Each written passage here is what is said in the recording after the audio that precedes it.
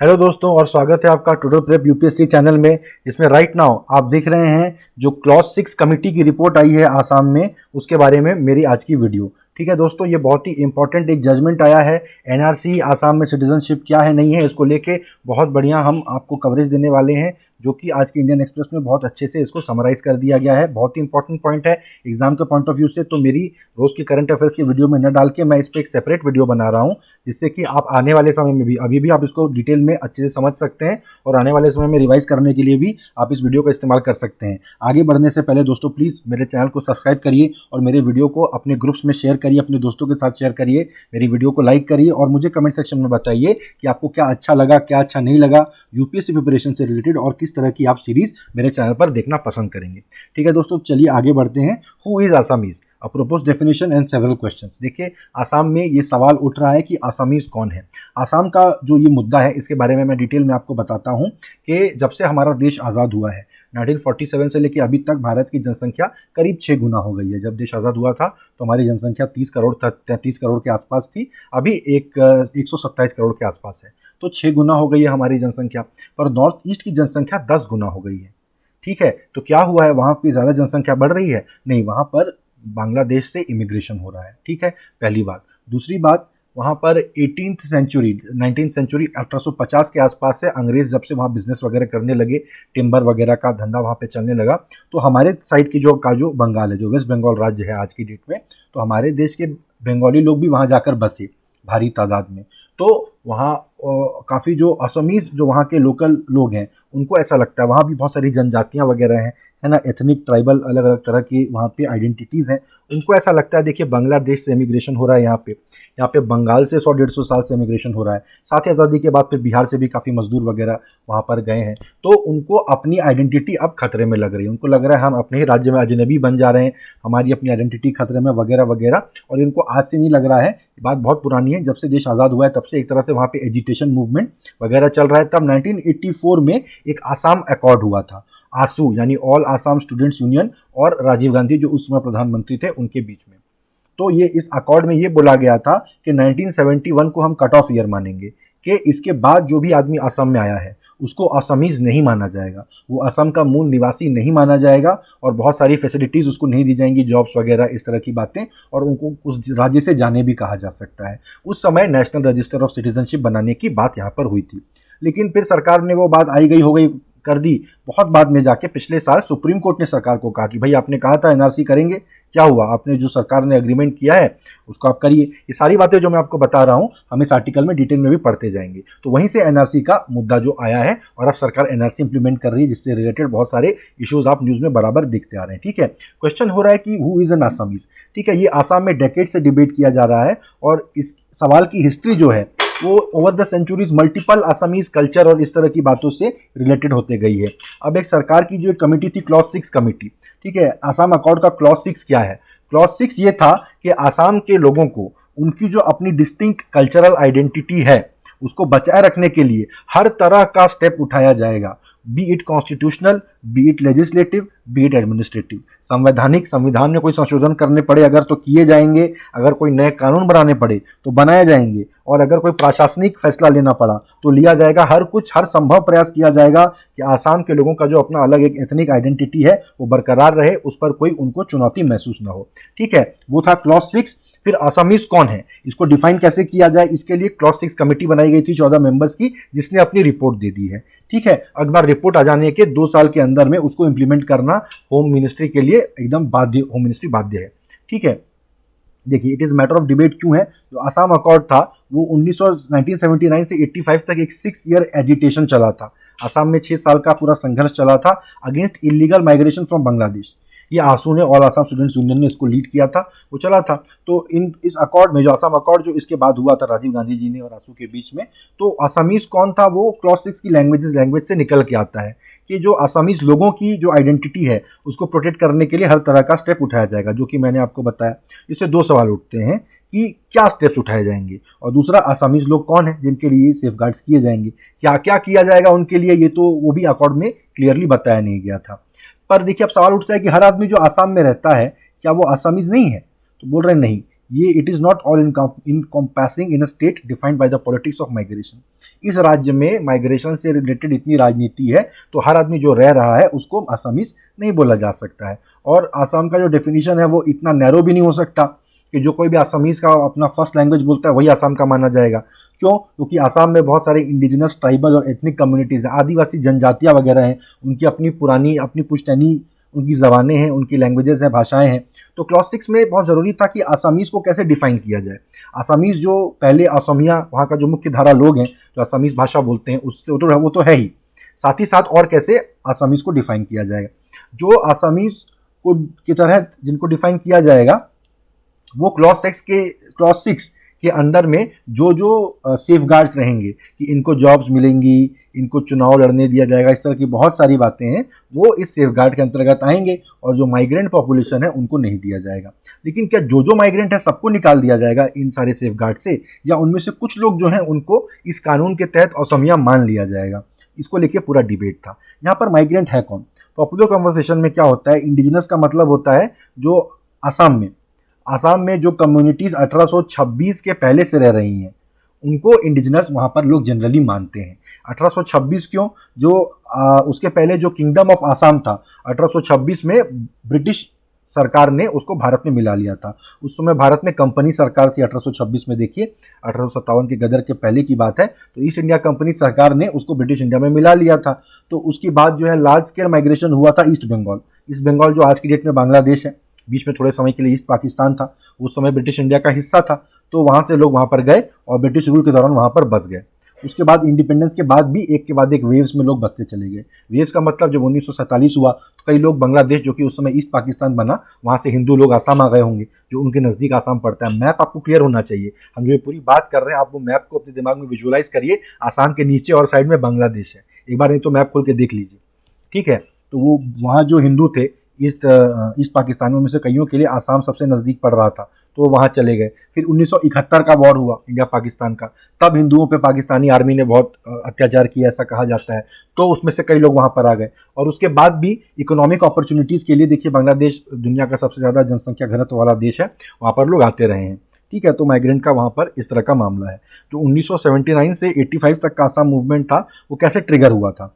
पहला उनको था कि बंगाली मुस्लिम और बंगाली हिंदू माइग्रेंट जो थे वो एक दिन इतने ज़्यादा हो जाएंगे कि वहाँ के मूल निवासी जो लोकल लोग हैं उनसे ज़्यादा हो जाएंगे और वहाँ की रिसोर्स और पॉलिटिक्स को डोमिनेट करेंगे, ठीक है। त्रिपुरा में थोड़ा बहुत इस तरह की स्थिति है, वहाँ इतने बंगाली स्पीकिंग लोग हैं कि वहाँ पे बंगाली थोड़ा ज़्यादा, मतलब आप ऐसा, मैं कभी त्रिपुरा गया नहीं हूँ पर जितनी मेरी स्टडीज़ से मुझे समझ में आया है वहाँ पे बंगाली कल्चर काफ़ी वहाँ पे लोकल लोगों के कल्चरों पे हावी है, ठीक है। इस एजिटेशन से ये डिमांड थी कि इन लोगों को डिटेक्ट करके डिपोर्ट कर दिया जाए जो 1951 के बाद वहाँ पर आकर बसे हैं, ठीक है। क्या ये डिमांड मान ली गई थी? नहीं, 1951 को नहीं माना गया था। आसाम अकॉर्ड में देखिए दो पार्टी जब नेगोशिएट करती है तो कोई आप अपनी डिमांड लेके आते हैं, सामने वाला अपनी डिमांड रखता है, अंत में ना आपकी ना मेरी बीच का कुछ तय करते हैं, ऐसा कुछ होता है ना। तो उस अग्रीमेंट में हुआ था कि 24 मार्च 1971 का कट ऑफ सेट किया गया था। 24 मार्च 1971 में वही पाकिस्तानी आर्मी ने जो वहाँ के हिंदुओं पे अटैक वगैरह किए थे, तो उसके बाद से कह रहे हैं कि उसके बाद जो पाकिस्तानी आर्मी से त्रस्त होकर जो लोग भाग के आए थे आसाम में, उन्हें तो अब वापस चले जाना चाहिए भाई, अब तो बांग्लादेश बन चुका है ना आपका आज़ाद देश, अब तो आपका अपना देश है, अब आप वापस चले जाइए। उसके पहले के जिन लोग आए चलो उनको हम मान लेंगे कि आसामीज़ हैं, उनको यहाँ रहने देंगे, इस तरह की बात थी। उसके बाद आसाम के बिफोर दैट कट ऑफ जो था वो भारत का नागरिक मान लिया जाएगा और आसाम का भी मूल निवासी मान लिया जाएगा। ये जो डेट थी ये नेशनल रजिस्टर ऑफ सिटीजन जो पिछले साल किया गया पब्लिश, जैसा कि हमने बात की, उसका ये बेसिस था, ठीक है। क्योंकि अकॉर्ड 1951 से 71 तक माइग्रेंट्स को लीगल कर देता है against the original demand of 1951। पहला उनका डिमांड 1951 को रखिए, पर अकॉर्ड जो हुआ था उसमें 1971 को माना गया था। Clause 6 was incorporated as a safeguard for the indigenous people। क्या बोला गया कि 1971 तक जिन लोग आए हैं उनको रहने दो, पर जो यहाँ के मूल निवासी हैं, यानी जो 1951 से 71 तक आए हैं उनको माइग्रेंट ही माना जा रहा है। देखिए उनको कहा जा रहा है रहने दिया जाएगा, उनको भारत का नागरिक माना जाएगा, लेकिन मूल निवासी वो हैं जो 1951 के पहले से रह रहे हैं। आपकी बात हमने मानी है, और उन मूल निवासियों के राइट्स को सेफगार्ड करने के लिए कुछ विशेष प्रोविजंस हम यहाँ पर करेंगे, कुछ उनको विशेष अधिकार दिए जाएंगे, ठीक है। ये जो रीजनिंग थी इंडियन एक्सप्रेस को पिछले साल प्रफुल्ल कुमार महंत ने ये एक्सप्लेन की थी। प्रफुल्ल कुमार महंत ऑल आसाम स्टूडेंट यूनियन आसू के उसमें प्रेसिडेंट थे। उस एजिटेशन को वही लीड कर रहे थे। इसके बाद उन्होंने असम गण परिषद करके पार्टी बनाई थी जिसने चुनाव जीता था और वो चीफ मिनिस्टर बन गए थे। अपने आप में बहुत यूनिक बात थी कि वो लोग छात्र आंदोलन थे तो कर रहे थे, तो वो छात्र हॉस्टल्स में रहते थे, वहां से सीधा निकल के एमएलए बन गए और सरकारी आवासों में चले गए। अब समझ रहे, असेंबली वगैरह उन्होंने पूरा जीत लिया था। तो इस तरह की घटनाएं हुई थी, तो उन्होंने ये बात उन्होंने बताई है। अब क्लॉज 6 का उसके बाद से क्या हुआ है, अब क्लॉज 6 में कितना कॉम्प्लेक्सिटी इन्वॉल्व आप समझ ही सकते हैं। कितनी बड़ी बात है कि आप कहें कि ये लोग देश के नागरिक हैं, आसाम में रहेंगे, पर इन्हें कई अधिकार नहीं होंगे। तो इसके बाद इसके पहले जो जितना भी बातचीत होती थी तो कोई भी मामला आगे नहीं बढ़ता था।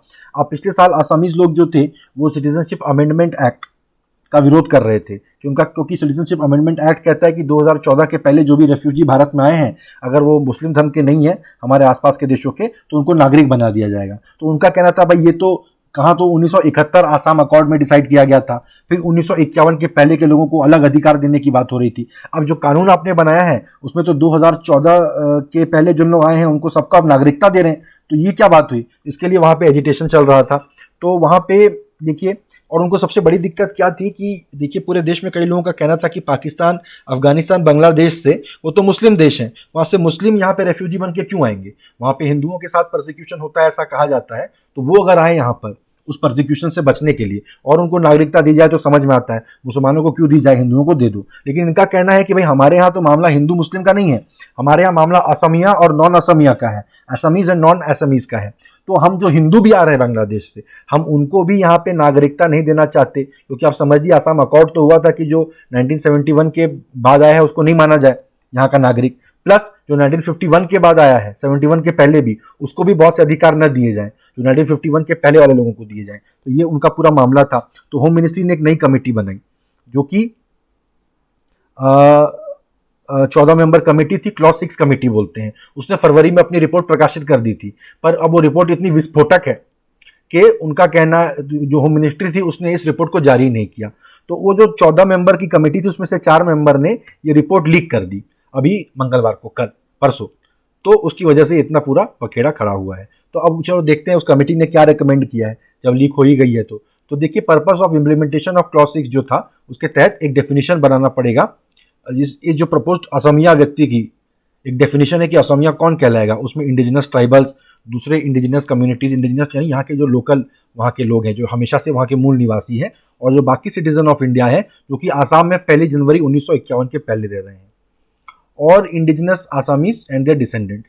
ठीक है, तो 1951 के पहले जो वहाँ पे रह रहे हैं बाकी देशों के लोग और सब असमिया लोग, और असमिया लोग अगर 1951 के बाद भी आए हैं तो भी उनको असमीज माना जाएगा। ठीक है, तो इसमें जो भी अपना प्रेजेंस प्रूव कर सकता है कि 1951 के पहले से हम लोग यहाँ रह रहे हैं आसाम में, तो उसको मान लेगा कि ये आसाम के मूल निवासी हैं। ठीक है, कमेटी ने क्या बोला है कि इन लोगों को क्या विशेष अधिकार दिए जाएं जो यहाँ के मूल निवासी हैं, तो उनको लेजिस्लेटर में कुछ रिजर्वेशन दिया जाए, विधानसभा लोकसभा में। हमने बाकी न्यूज़ में पढ़ा था, हमारी आज की अगर करंट अफेयर्स की वीडियो आपने देखी होगी, उन्होंने कहा है कि 80 to 100% of all Lok Sabha seats, Assam से जितनी भी लोकसभा सीट है, या तो 80% नहीं तो पूरी की पूरी सब वहाँ के मूल निवासियों को दे दो।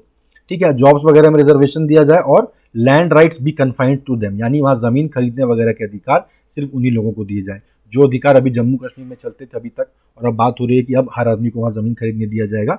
उनका कहना है कि नहीं, अब आसाम में इस तरह का कुछ इंप्लीमेंट किया जाए। इसका मतलब क्या निकलेगा, तो आसाम में 1951 के बाद जो माइग्रेंट आए थे, लेकिन 1971 के पहले आए थे, उनको भारतीय नागरिक तो माना जाएगा पर असमीज नागरिक नहीं माना जाएगा। ठीक है, तो वो 80 to 100% ऑफ आसाम की सीट में चुनाव नहीं लड़ पाएंगे, हाँ लेकिन वोट दे पाएंगे। तो ये कितनी विचित्र परिस्थिति एक तरह से क्रिएट हो रही है। फिर इंडिजिनस ग्रुप नहीं, ईस्ट बंगाल के माइग्रेंट जो कि आसाम में 1951 के पहले आ गए थे, उनको भी असमीज माना जाएगा। 1951 के पहले आए थे, जबकि वो असमीज है नहीं, है वो ईस्ट बंगाल के लोग, लेकिन इस कानून के तहत उनको असमीज मान लिया जाएगा।